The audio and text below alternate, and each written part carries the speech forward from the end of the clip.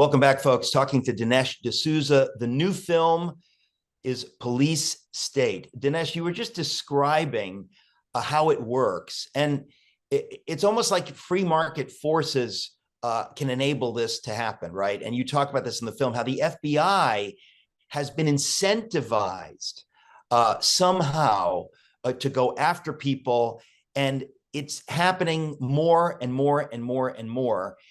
And it is so horrifying that this is happening in America. The film, there's a woman, there are two women that you interview near the end of the film, conservative mothers who have been speaking out. And when she describes how the FBI comes to her home, it is so evil, ladies and gentlemen. It is so despicable.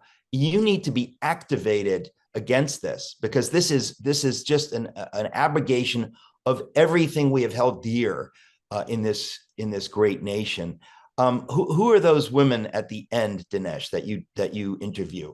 There's a mom from Colorado. Her name is Sharona Bishop, and there's a mom from Virginia. Her name is Stacy Langton, and I wanted them in the film because they just talk about speaking out at school board meetings and protecting their kids in the aftermath of some of the restrictions of COVID.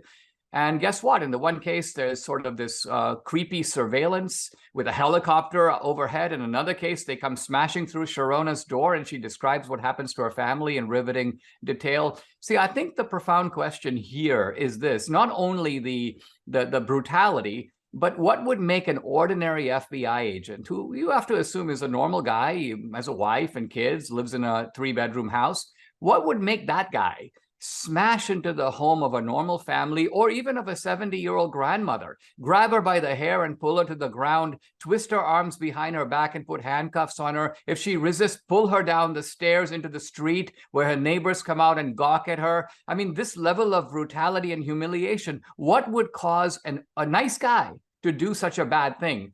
And I think this is the evil of police state bureaucracy. What they do is they don't tell you the goal. They never do. They operationalize what they're doing, and they make it seem like you have a task to do. Your job is not to figure out, Mr. FBI agent, if what this woman is good or bad, if she did something wrong. That's for somebody else to figure out. Your job is to show up at 5:30 in the morning and arrest her. And this is sort of the way we do it.